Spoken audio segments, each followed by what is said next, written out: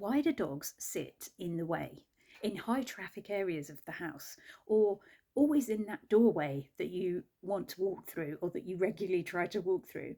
If your dog is doing this, please understand that this is a dog that wants to ground energies in that area. Okay, so we all have a vital life force flow, and it follows us around and it moves with us, and it's measurable. At the basic level, it's measurable with ECGs. At a more advanced level, it's measurable with the science like the Institute of HeartMath does, and their published science into how emotions are flowing through our body. And we know this really when we look at natural modalities, and when we work with natural modalities, we are actually working with the dog's vital life force flow, or ours if we're using them for ourselves. So vital life force flow is a big part of how the body reaches homeostasis, reaches balance, reaches health again. And it can also be utilised and understood for behaviours, which means that we need less management of behaviours because we have understood how the dog's vital life force flow relates to their behaviour, and we've utilised it for that instead.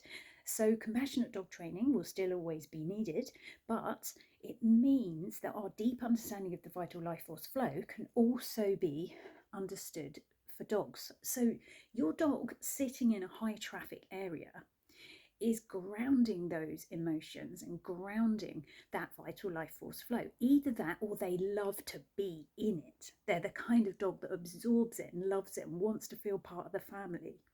Either way, this is a big part of the puzzle to understanding dogs on a real flow emotional level.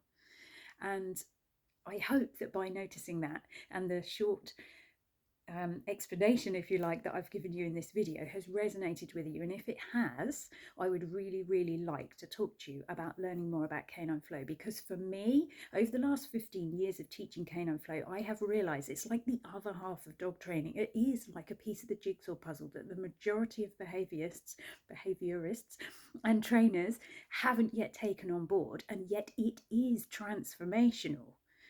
I know that just simply because I have transformed so many dogs that I've worked with.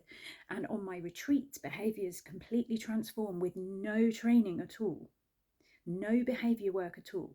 We work with the dog's vital life force flow, and the dog's body does the rest. It's pretty damn amazing.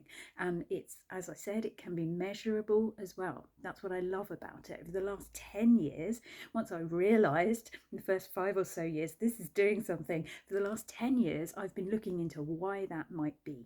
And I've absorbed all the studies, all the science. And yes, neurotransmitters are related to it, but it is not a mind-based thing at all. We don't need to know the ins and outs of the dog's neuropathways. We don't need to know how the dog's mind's working. We don't need to know their thought processes in the slightest to change their behaviours when we're utilising canine flow as well as part of our training with them and our working with them. So do go to the website, canineflow.com, have a look at the course.